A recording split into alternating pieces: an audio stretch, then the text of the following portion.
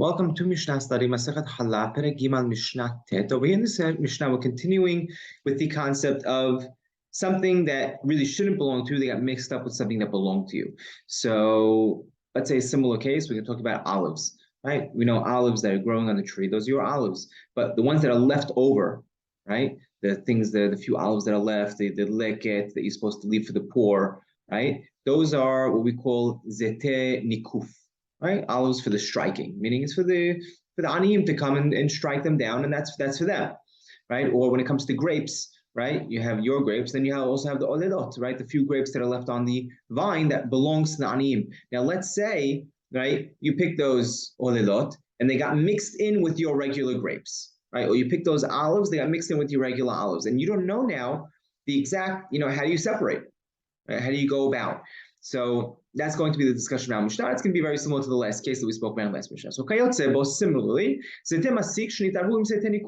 right? You have the olives, right? Those are the ones that the olives that belong to the right. That's the verb for harvesting. Olives. So the olives the owner harvests that mixed up with zetenikuf, right? The ones that are stricken down by the poor people, right? That really belongs to the poor people, and they got mixed together. Or or you have the grapes of the harvest, right? That belong to the homeowner, and they got mixed in with the olelot, right? The grapes that the few that were left for the aniyim.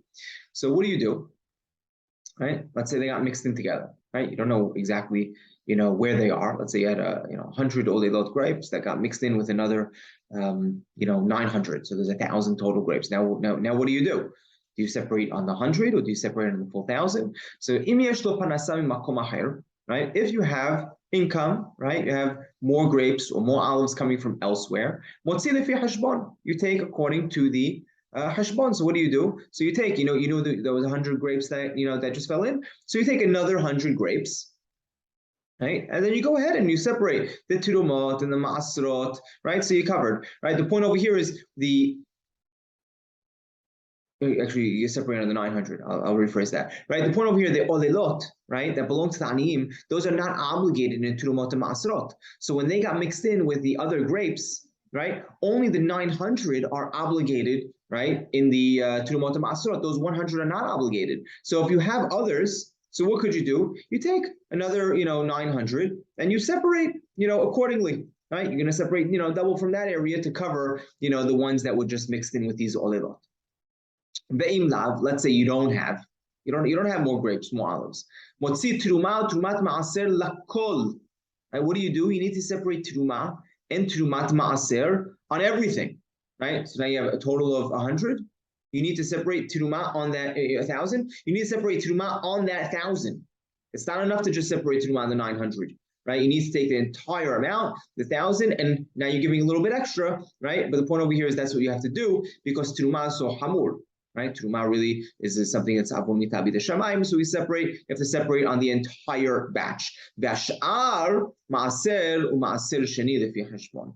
But the rest, right, over here now you could just take the proportion. Oh, it's approximately 900. So we're going to separate maaser and maaser sheni on the rest of the batch. Right, and according to that proportion, right? So truma needs to take off the full 1,000, right? And the maaser sheni, right? Which is again it's not mitabi deshamayim, right? So over here you're going to separate that lefi cheshbon only based off the 900. Now Rambam just points out afterwards, and it's an important point because en safek, obviously at the end we're not going to jip out the ani of these 100 grapes that just got mixed in. And what do you do about that? This is obviously we need to repay back the ani of those for those grapes that just got mixed in with the regular batch. Over here, Mishnah is really focused on the truma and the maaser that you need to take from the batch. But of course, after you do that, you need to go ahead and repay back the ani what really belongs to him.